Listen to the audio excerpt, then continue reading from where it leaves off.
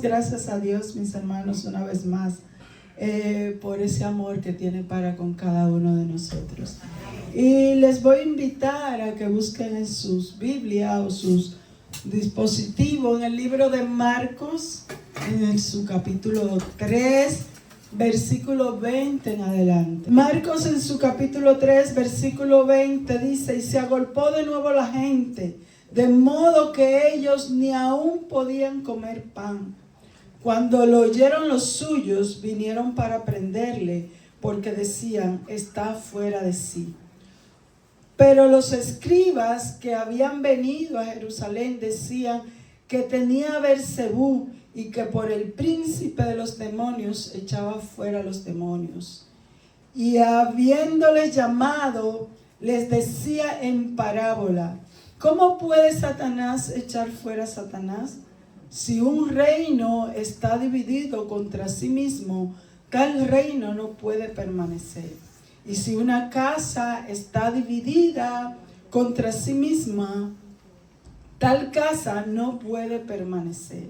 Y si Satanás se levanta contra sí mismo y se divide, no puede permanecer, sino que ha llegado su fin. Ninguno puede entrar en la casa de un hombre fuerte y saquear sus bienes. Si antes no le ata, entonces podrá saquear su casa. De cierto os digo que todos los pecados serán perdonados a los hijos de los hombres, y las blasfemias cualquiera que sean.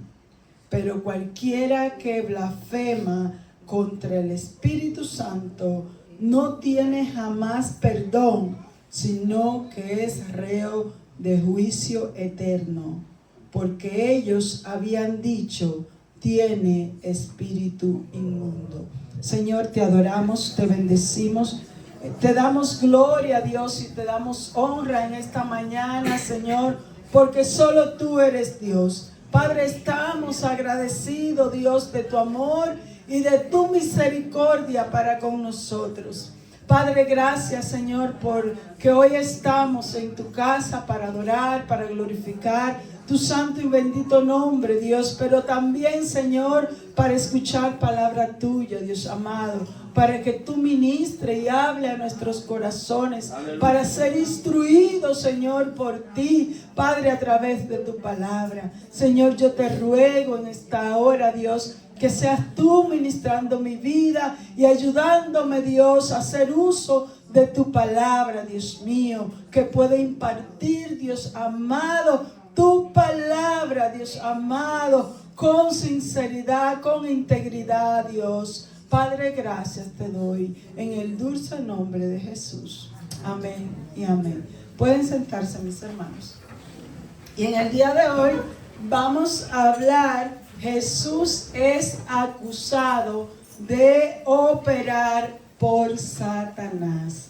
Jesús es acusado de operar por Satanás. Y una vez, mis hermanos, que Jesús hace la elección de sus discípulos, aquellos que le iban a seguir en su ministerio, dice que vinieron a casa. Jesús, recordemos que estaba hospedado en la casa de Pedro en Galilea, y era necesario que él pudiera descansar, que él pudiera tomar nuevas fuerzas, que él pudiera venir a comer algo, porque ya tenía tiempo fuera de casa. Él se había ido, había estado sacando o preparando o seleccionando a aquellos quienes iban a ser sus discípulos. Y recordemos que estuvo toda la noche orando, pero ya era necesario volver a casa para descansar y comer algo, pero eso no fue posible, porque dice el versículo 20, y se agolpó de nuevo la gente, de modo que ellos ni aún podían comer pan. La gente, mis hermanos, no cesaba de seguir a Jesús. Donde quiera que Él estaba, allí había gente detrás de Él. Dice que ni siquiera podía comer pan. No le daban espacio para un poco de privacidad. Es difícil, ¿no? A veces comer encima de la gente. A nosotros hay gente que de hecho le cuesta estar comiendo donde hay otras personas. Y mucho más cuando tú no vas a repartir y no hay para tanto. Porque bueno, si hay para todo, comemos todo. Pero no siempre el Señor estaba haciendo el milagro de que todos coman, ¿no? Sino que también Él necesitaba ese momento, ese espacio. Y eso nos indica, mis hermanos, lo intenso que fue el ministerio de Cristo cuando algo tan sencillo como comer se convertía en una tarea imposible. Era complicado para Jesús aún hasta comer.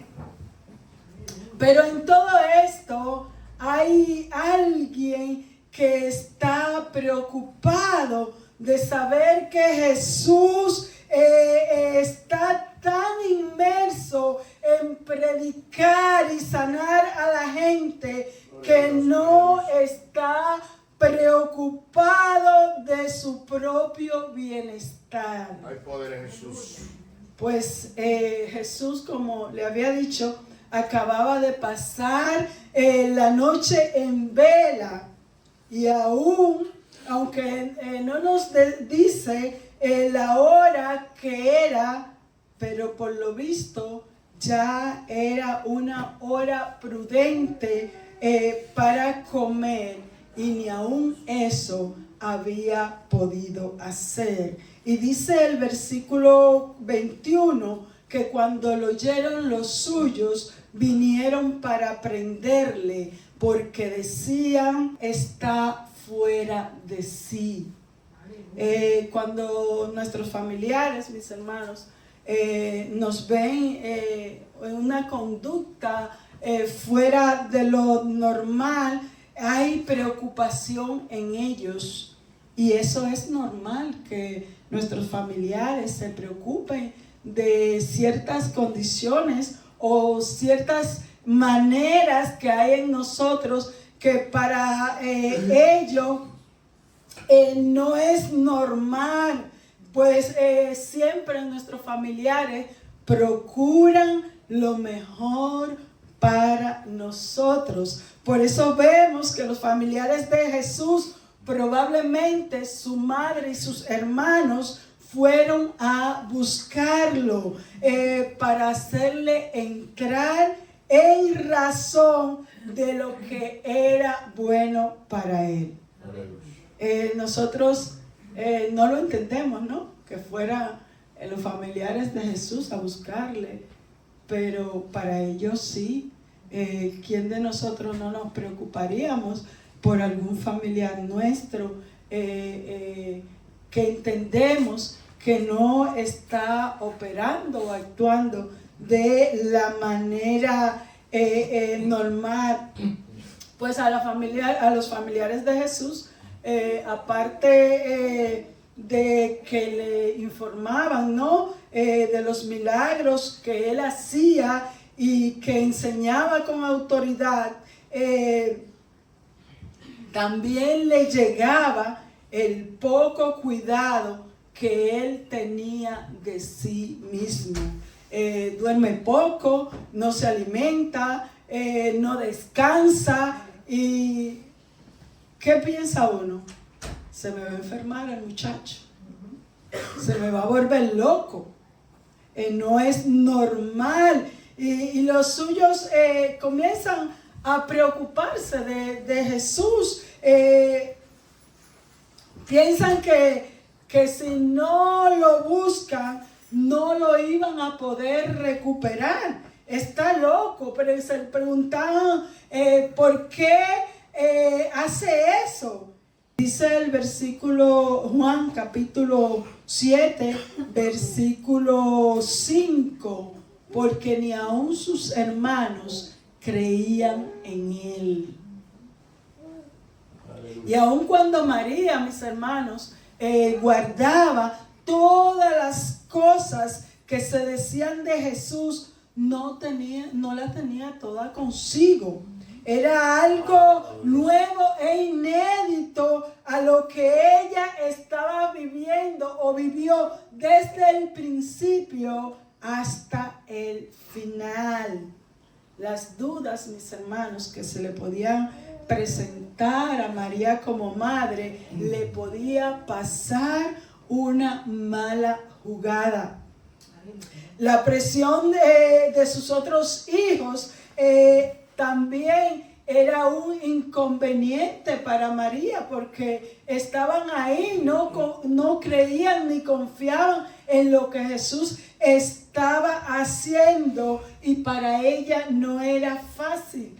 Pero vemos que ella en todo se mantuvo como una mujer prudente.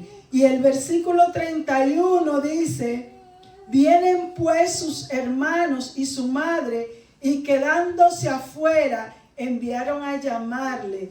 Y la gente que estaba sentada alrededor de él le dijo: tu madre y tus hermanos están fuera y te buscan.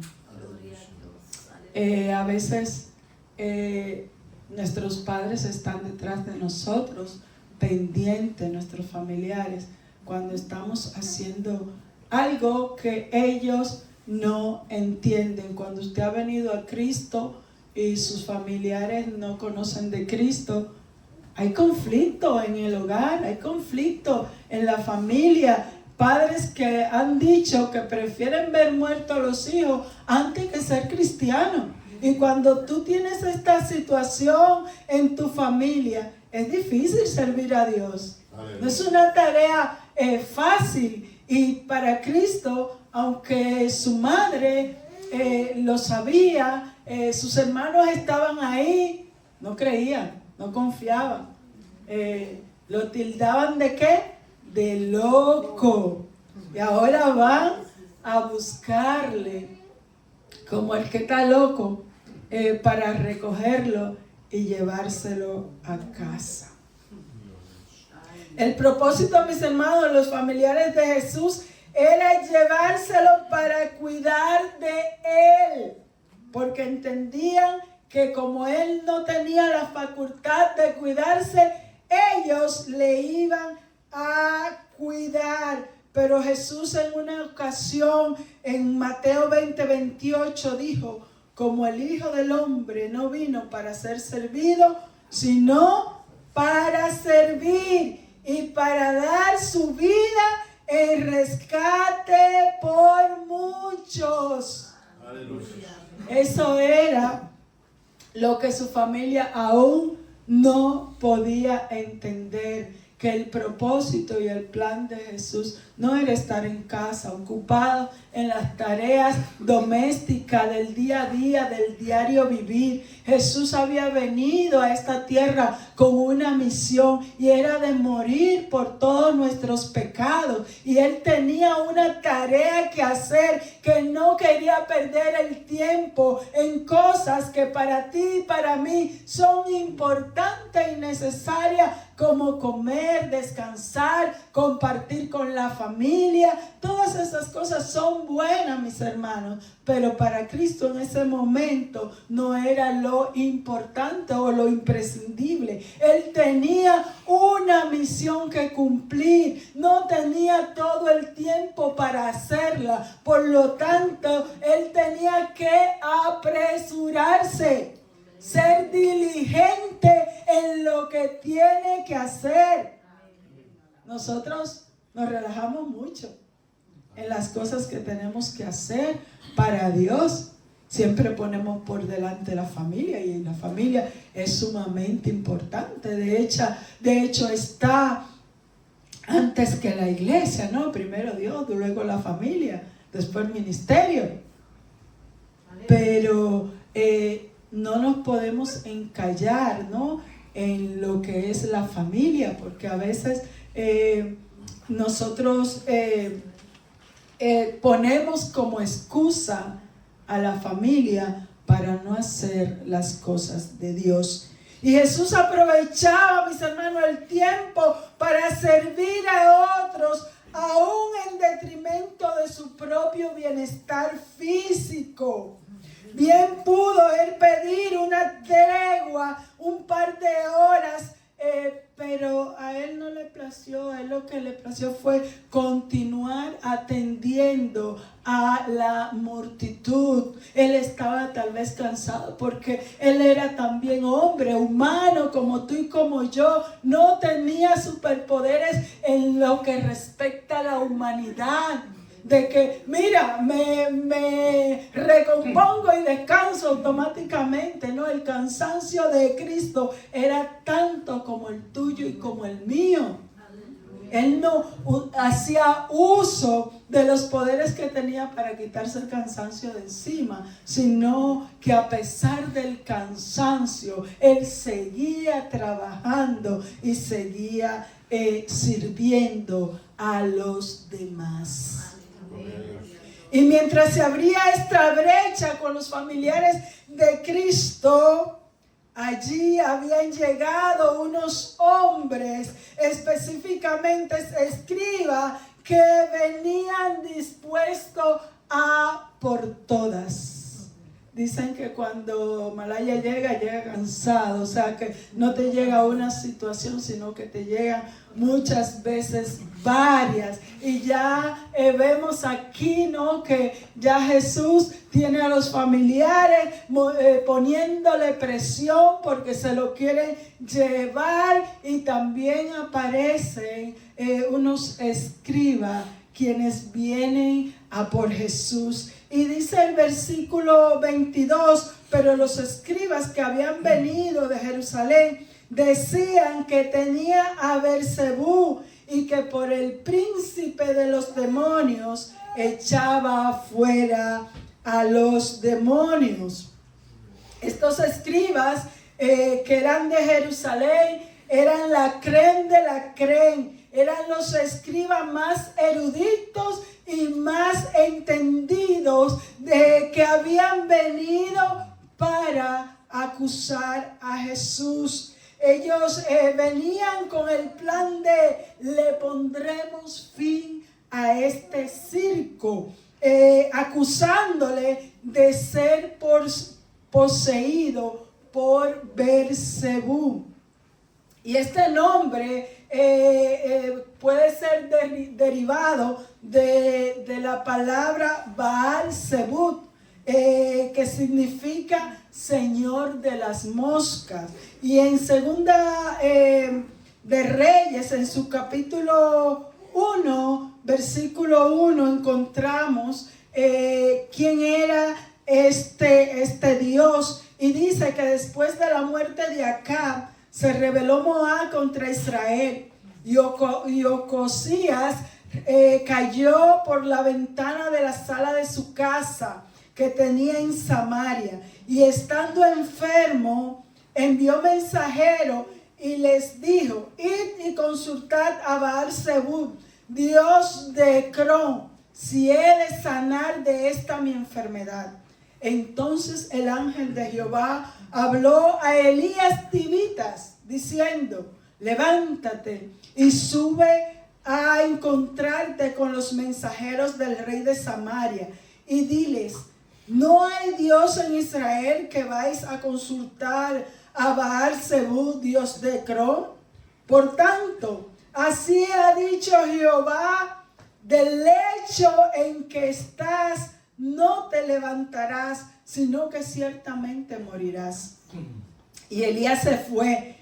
Cuando los mensajeros se volvieron al rey Y él les dijo: ¿por qué os habéis vuelto? Ellos respondieron: encontramos a un varón que nos dijo: id y volveos al rey que os envió, y decidle: así ha dicho Jehová, no hay Dios en Israel que tú envías a consultar a Baal-zebub, Dios de Cron. Por tanto, del lecho en que estás no te levantarás, de cierto morirás. Entonces él les dijo: ¿cómo era aquel hombre que encontrasteis? Y os dijo tales palabras. Y ellos le respondieron: un varón que tenía vestido de pelo y ceñida sus lomos con un cinto de cuero. Entonces él dijo: es Elías. Así vemos cómo este Dios o este Señor, aún los reyes de Israel en un momento determinado se atrevían a consultarlo. O sea, que ellos tenían bien claro quién era Baal-zebub, porque ya sus antepasados le habían consultado. También se cree que podía ser Baal-zebub, señor elevado o señor príncipe, y que los judíos, para hacer burla de él, le llamaban señor de las moscas. Los escribas y los fariseos, mis hermanos, llevaron su religiosidad al máximo. Solo pensaban en quitar de en medio lo que no era compatible con su religiosidad, y decidieron acusar a Jesús de estar poseído por un Dios ajeno al Dios de Israel, y que por el príncipe de los demonios, o sea, por Satanás, él echaba afuera los demonios. Estaban tan obsesionados con Jesús que decían cosas incoherentes, aun cuando ellos reconocían que Jesús verdaderamente echaba fuera demonios, pero decidieron atribuírselo a Satanás. Cuando nosotros no queremos aceptar que Dios hoy puede hacer milagros, ¿qué nosotros hacemos? Hacemos lo mismo prácticamente. Se lo atribuimos a demonios, o decimos que eso es mentira, que ya los dones cesaron, que ya Dios hoy no opera milagro, que eso solo era para el tiempo de los apóstoles, porque ellos tenían que llevar el cimiento, y por lo tanto, una vez el cimiento echado, ya no es necesario que Dios siga operando. Y yo pregunto, ¿no hay enfermedad hoy? ¿No hay endemoniado hoy? Entonces, el Dios al cual nosotros servimos es el Dios que sigue operando hoy, porque hoy siguen habiendo las mismas necesidades que hubo en los tiempos de Cristo. Él sigue siendo nuestro Dios sanador, nuestro Dios libertador y nuestro Dios salvador. Por lo tanto, al mismo Cristo que ellos sirvieron en aquel entonces, nosotros servimos hoy. Y por eso, mis hermanos, Jesús, al salir en su defensa, les hace ver cuán equivocados estaban tan solamente al plantear sus argumentos. Y en el versículo 23 Él les dijo: y habiéndoles llamado, les decía en parábolas: ¿cómo puede Satanás echar fuera a Satanás? Al parecer, ellos se encontraban retirados de Jesús y estaban tratando de convencer a la gente que estaba a su alrededor que Jesús era un poseído al que no se le debía de seguir, a lo que Jesús les llama para enfrentarlos con sus propios argumentos, como decimos, para matarle el gallo en la funda. Porque a veces nosotros somos ligeros en nuestras propuestas, pero no tomamos en cuenta lo que decimos. Y Jesús le hace luego una pregunta a los argumentos que ellos exponen. ¿Cómo puede Satanás echar fuera a Satanás? ¿Me podrían explicar eso? ¿Es posible que Satanás pueda echar fuera a Satanás? Utilizando la lógica es imposible, ¿no? Que pueda pasar eso. Y a veces, mis hermanos, nos pillan infraganti. No hay palabras para explicar una metedura de pata como esa. Solo nos queda ver la manera como salimos ilesos de una situación parecida. Pero nuestro Señor Jesucristo era manso y humilde. Porque cualquiera de nosotros, cuando alguien nos dice algo que cae por su propio peso, nosotros vamos a por ello. Y lo hacemos ver cuán equivocados están, pero no de manera suave, sino que vamos con todo lo que tenemos y le hacemos entender que nos están acusando sin razón y sin motivo. Jesús, mis hermanos, podía utilizar ese momento para ponerlos a cargo, para ponerlos firme y en vergüenza. Pero Él solo se limita a explicarle que los argumentos que ellos utilizan para desacreditarlo no tenía sentido. Y dice el versículo 24, si un reino está dividido contra sí mismo, tal reino no puede permanecer. Así como un reino para permanecer necesita la obediencia de sus súbditos y que permanezcan unidos, así, mis hermanos, Satanás sabe que si hay guerra entre sus demonios, su reino será dividido, que se van a destruir ellos mismos. Satanás, mis hermanos, ha prevalecido porque los suyos reman en una misma dirección. Porque de lo contrario ya estaría fuera de combate. Y como un reino no lucha en contra de sus intereses, tampoco Satanás. No, porque imagínense, Satanás se mete en las personas y va Jesús a nombre de Satanás y lo saca. ¿Cuál era el propósito? No tiene sentido, porque los demonios no te poseen porque sí. No es un juego. Es un propósito de destrucción que el diablo tiene con el ser humano. Y cuando una persona está poseída por un demonio, ¿sabe? Esa persona pierde sus derechos como ser humano, porque quien gobierna su vida son los demonios.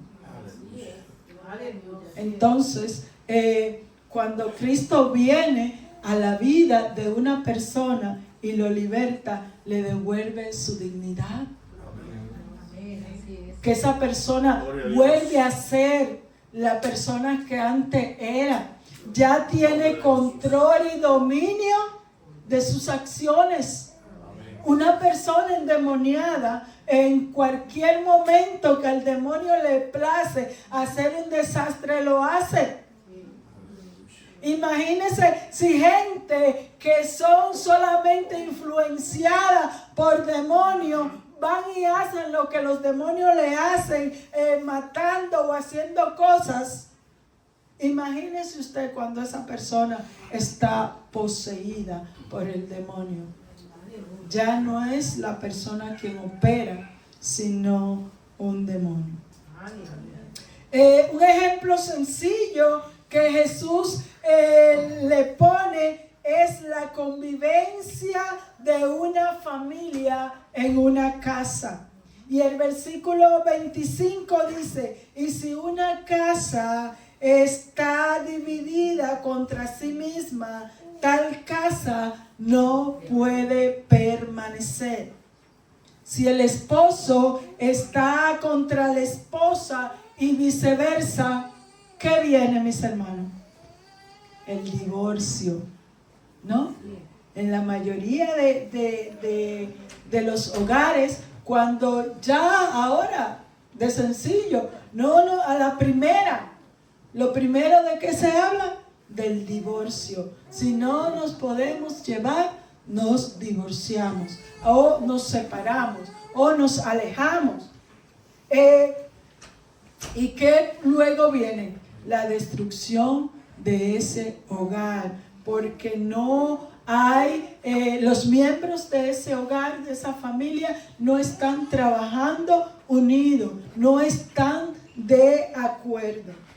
Y visto esos ejemplos, lo mismo le pasaría a Satanás si decide ir por ese camino. Y el versículo 26 dice: y si Satanás se levanta contra sí mismo y se divide, no puede permanecer, sino que ha llegado su fin.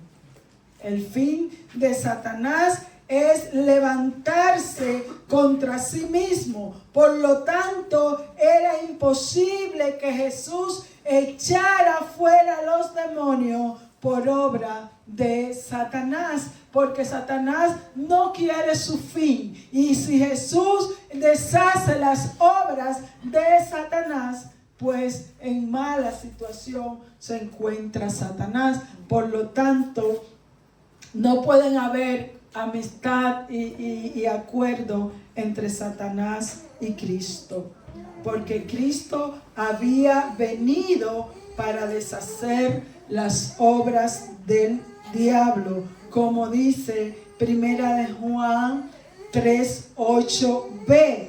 Para esto apareció el Hijo de Dios, para deshacer las obras del diablo. Todo lo que, el daño que Satanás ha hecho en la humanidad desde el principio. Nosotros sabemos que una vez Satanás cayó de la presencia de Dios por cuanto él quiso reemplazar a Dios, no ni siquiera igualarse a él. El plan de Satanás era reemplazar a Dios, quitar a Dios de su trono y ponerse él. Así que él pudo conquistar a una tercera parte de los ángeles para dicho propósito, lo cual no pudo lograr. Y como él no pudo lograr su plan en el cielo, pues decidió llevarlo a cabo en la tierra, creando enemistad entre Dios y los hombres, entre el creador y lo creado. Y por eso, mis hermanos, es que Cristo aparece en escenario. No era para formar una familia, no era para enseñarnos a morir. Cristo vino con el fin y el propósito de deshacer las obras de Satanás al morir en la cruz del Calvario por nuestros pecados. No podía Cristo ponerse de acuerdo con Satanás. No, porque Satanás tampoco se lo iba a permitir. Si Satanás, estando en el cielo, armó una rebelión, ¿Usted se cree que se va a poner aquí en la tierra de acuerdo ahora con Cristo? Para que Satanás le ceda todo el territorio que él quiera por la buena. No, mira, yo reconozco que tú eres el dueño. No, al contrario, Satanás le dijo a Cristo, todo lo que está aquí es mío. Él se puso adelante. Ahora, si tú haces lo que yo quiero, no lo que Cristo quiera, yo te lo doy. O sea, ese es el tipo de negocio que el diablo hace, porque el diablo no negocia, mis hermanos, para perder. El negocio del diablo tiene muchas ventajas. Cuando él te ofrece algo, abre los ojos y mira a ver qué es lo que el diablo te está ofreciendo. Porque tú lo puedes ver como bueno, pero él está viendo los beneficios que va a tener contigo. Ese es el plan y el propósito que tiene Satanás. Y ya él sabe que lo que él le propuso a Cristo no funcionó. Por lo tanto, mis hermanos, nosotros tenemos que estar alerta, abriendo nuestros ojos. Y vemos que Cristo, mis hermanos, que vino para deshacer las obras de Satanás, ahora es acusado por los escribas que las obras que él hacía eran con el poder de Satanás.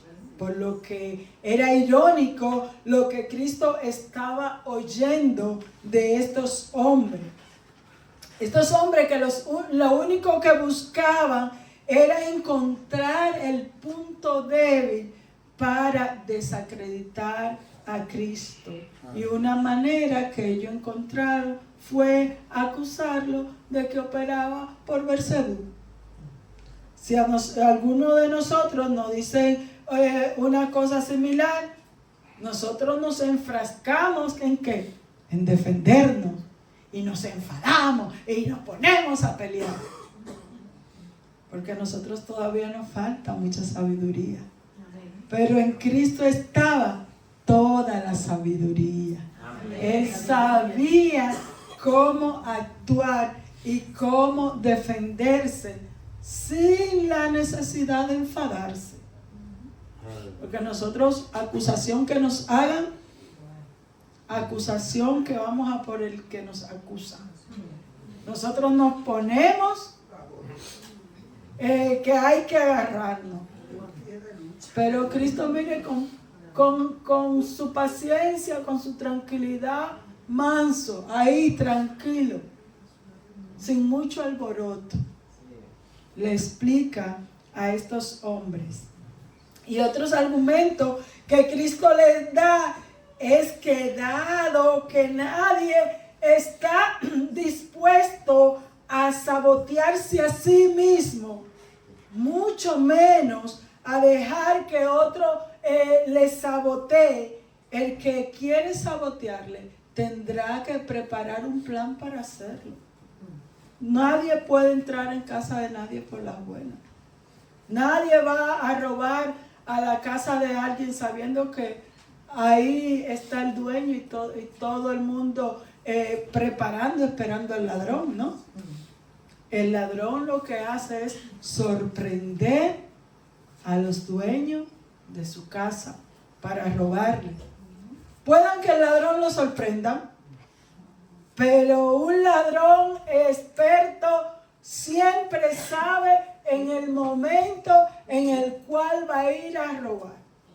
Y si va a robar con los dueños dentro, como a veces suelen hacer en los bancos, tienen una estrategia bien preparada para que todos se queden quietos y tranquilos y ellos se puedan llevar el botín.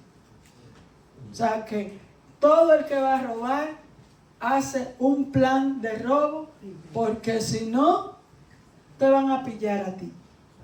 Y el versículo 27 dice: ninguno puede entrar en casa de un hombre fuerte y saquear sus bienes si antes no le atan. Y entonces podrá saquear su casa. Por lo que tú no puedes entrar por las buenas a robar en la casa de nadie, y mucho menos si a quien le vas a robar está bien equipado y que tiene suficiente fuerza más que tú. No hay manera, mis hermanos. Para enfrentarte tiene que ser primero por las malas, sorprendiendo a dicho propietario de la casa. Tiene que sorprenderlo para poderlo atar o dejarlo inmovilizado, para que tú puedas llevarte lo que este hombre tiene en su casa. Y era lo que Cristo estaba haciendo con Satanás. Le estaba quitando el botín y por lo tanto tenía que atarlo primero. Dice Colosenses en su capítulo 2, versículo 15, y despojando a los principados y a las potestades, los exhibió públicamente, triunfando sobre ellos en la cruz. Para despojar a alguien que tiene hasta algo tuyo, mis hermanos, hay que tener muy buenas estrategias. Porque Cristo iba a despojar a Satanás, no de lo de Satanás. Cristo no le iba a quitar sus pertenencias, sino las pertenencias que Satanás se robó en un principio. Esa que con malicia logró que el hombre se diera y se lo diera voluntariamente. Ahora Cristo viene al rescate de ella a través de su muerte en la cruz del Calvario. Para estos eruditos, lo que ellos dijeron de Jesús lo vieron como algo sin importancia. Pero ahora Cristo le hace saber que han cruzado la línea de lo no permitido. Y dice el versículo 28, de cierto os digo que todos los pecados serán perdonados a los hijos de los hombres y las blasfemias cualquiera que sean. Pero cualquiera que blasfeme contra el Espíritu Santo no tiene jamás perdón, sino que es reo de juicio. Cuidar las palabras, mis hermanos, siempre viene bien. No todo lo que nos viene a la boca lo tenemos que decir. No todo lo que pensamos lo tenemos que hablar. Hay que tener cuidado.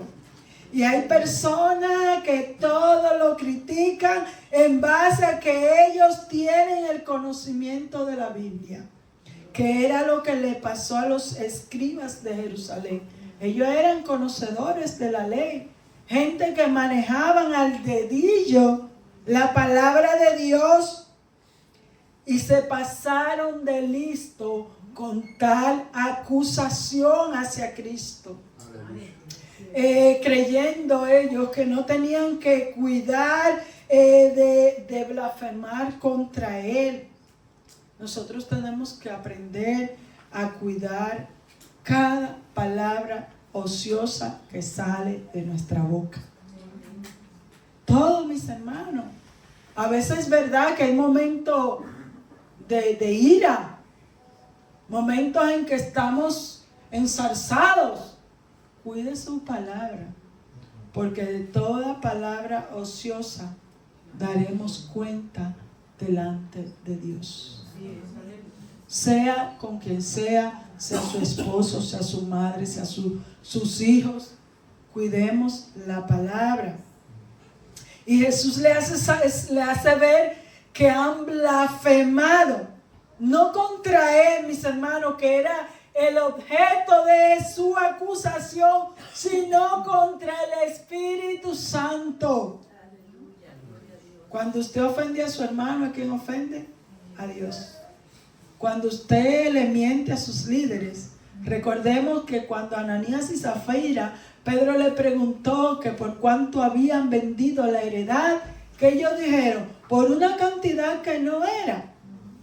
Y que Pedro le dijo: han mentido no a los hombres, sino al Espíritu Santo. Tenemos que tener mucho cuidado. Nuestras mentiras, nuestras formas de decir y de hacer las cosas. Cualquier pecado, blasfemia es perdonada, pero al blasfemar contra el Espíritu Santo, eso eran palabras mayores, mis hermanos. A veces decimos cosas que no tenemos ni idea qué es lo que estamos diciendo. ¿Y por qué Cristo le dijo a ellos que habían dicho blasfemia contra el Espíritu Santo? Porque era el Espíritu Santo quien operaba sobre Cristo. Dice Isaías en su capítulo 61, versículo 1: el Espíritu de Jehová el Señor está sobre mí, porque me ungió Jehová, me ha enviado a predicar buenas nuevas a los abatidos, a vendar a los quebrantados de corazón, a publicar libertad a los cautivos y a los presos apertura de la cárcel. Isaías 61, recordemos que se refería a Cristo, no a un hombre común, sino a Cristo Jesús, a quien el Espíritu de Dios había venido sobre él para hacer todo lo que Jesús hacía. Recordemos que él vino en obediencia y por lo tanto el Espíritu de Dios, el Espíritu Santo, era quien operaba en él. Y al ellos rechazar la obra que veían en Cristo, rechazaban o se oponían a la obra del Espíritu Santo. Y esto era, mis hermanos, por lo tanto, imperdonable para quienes tenían el conocimiento de Dios. Por eso era imperdonable. Porque cuando usted desconoce, hay perdón para usted. Pero cuando usted tira por el suelo la obra de Cristo, sabiendo y conociendo, ya tiene el conocimiento de lo que está haciendo, entonces es culpable. Y por lo tanto, ya usted ha tirado, así como usted tira la obra de Cristo al suelo, es como cuando usted le dice: el único puente para cruzar al otro lado es ese. Y usted dice: pues lo rompo porque no voy a cruzar. Entonces ya no tiene oportunidad de cruzar al otro lado, porque usted ha roto el puente que lo llevaba al otro lado. Cuando nosotros desechamos lo que el Espíritu Santo hace en nuestras vidas, blasfemamos contra él. Y nosotros somos los que nos alejamos, los que ponemos la barrera para que Dios pueda obrar en nosotros. Así que, mis hermanos, Cristo ha sido acusado de una blasfemia. Él les llamó a la atención a los escribas de blasfemar contra él, no contra él, sino contra el Espíritu Santo. Nosotros tenemos un llamado a tener cuidado con lo que nosotros le achacamos o le quitamos al Espíritu Santo. Por eso la palabra de Dios es la que nos liberta y a la cual nosotros tenemos que estar empapada de ella para saber cuándo nosotros debemos de dar una obra que ha hecho el Espíritu Santo y cuando es una obra que ha hecho Satanás, para que no nos equivoquemos. Así que Dios nos bendiga.